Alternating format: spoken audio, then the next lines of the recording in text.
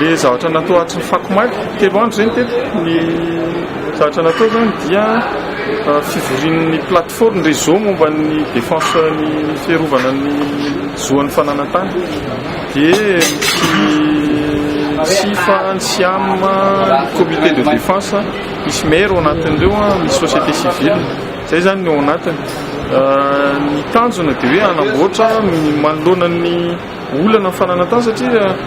vao nanomboka io tamin'ny talata dia mitanisa ny olana any aminazy ihany tsy voatery ny olana fa ny zava-misy zany sy ny zavatra tsara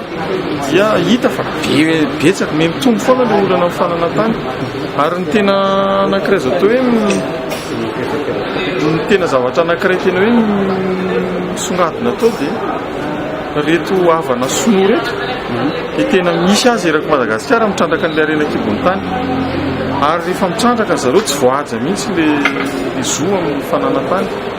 toy ny any Somamanina dia hoe manoloana an'izay inona ny tokony atao dia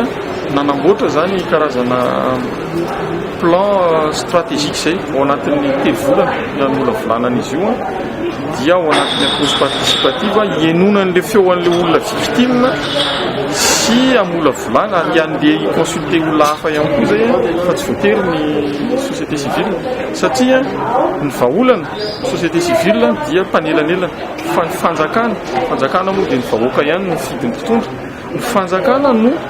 tokony hakandraikitra ary tsy maintsy misy ny fifampiresahana vao mety le izy fa tokony isy zany sehatra koa ifampiresahana dia izay no angatahanay zany mba hamahana ny olana io fa tsisy vahaolana tonga dia hita eo fa tsy misy ohatrany hafa fifampiresahana mivotra tao aloha zany dia hoe ny olana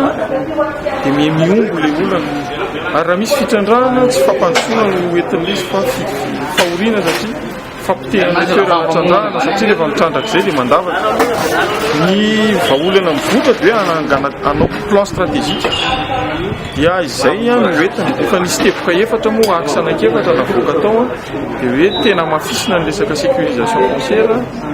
ny anankiray dia ny hoe lalàna fampahafantarana ny lalàna fa betsaka ny olona tsy mahalala ny lalàna zavatra efa klasika efa mandeha foana zany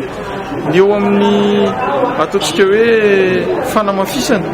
ny hetsika ataon'ny société civile zany rehetra zany zany no zavatra jery dia araka ny teneniko teo hoe tokony izay fananganana rafitra anankiray ahafahan'ny fanjakana sy ny entina mpitondra sy entina miresaka maharitra satria le resaka fananantany tsy rarahan'ny olona amin'ny administration fa rarahan'ny malagasy rehetrarehetra donc tokony ho raisina ho zavatra vaindohan-draharaha dia ao anatin'ny fifampiresahana rehefa mifampiresaka dia mety miala dôly ny any hafa dia tsy fifampiresahana io zany hitako hoe olana anankiray mahatonga ny tension zany dia mba ilan'izay dia aloha misy an'izay espace de dialogue zay